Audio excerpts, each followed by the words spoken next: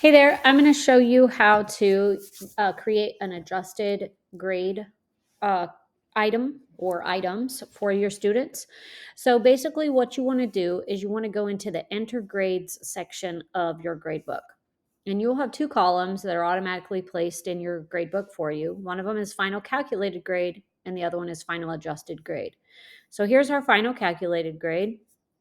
I'm going to scroll all the way over here to the other side, and then I can see the two of them side by side.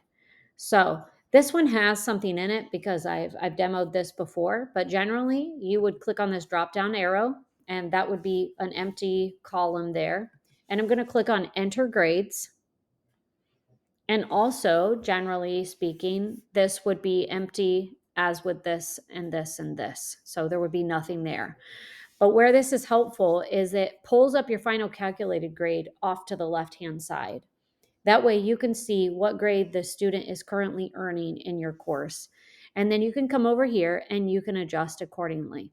Let's say that you've adjusted something based off of attendance or something else that has happened in the course that you need to go in and manually do those without creating a grade item. There's not really a grade item attached to it. It's something that you're going to bump them up one way or another based off of some policy you may have in your class. So we're going to put in these adjusted totals here. You also could put any additional feedback there. And you also can choose whether or not you want to release that. So right now, it's the final calculated grade that is released to the students. So I'm going to show you how to change that too. So I'm going to hit save and close. And now what we will be able to go back and see is in this final adjusted grade, you can see that it has bumped their grade up to there. So what I would need to do in order for the students to be able to see this, because you can see they have an eyeball next to the final calculated grade, but no eyeball next to the final adjusted grade. So in your setup wizard, you want to go in and you want to change this because see right now it's released the final calculated grade. And so what we want to do is we want to change that so that it can be the final adjusted grade that is shown to them. So I'm going to go ahead and click on start. We're going to leave points the same. That is accurate.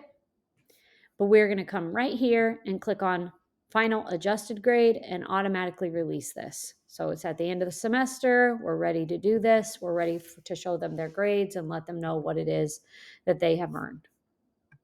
So I'm just going to keep hitting continue through these because that was the only change I was making in the grade book. Don't forget to hit finish. And then once you go back to this screen and you click on enter grades, you can see here that the final calculated grades, it now has an eyeball that's next to it, but that eyeball is crossed out. So we need to do one more step. We're going to click on enter grades again. We're going to click on all of these columns. And this is like if you were just adjusting it for a student or two, you could do it that way as well. So I'm just showing you one of the many ways. So I'm going to check off all of these. And then I'm going to click this button here, which is to release. You'll see it's checked off over there to release.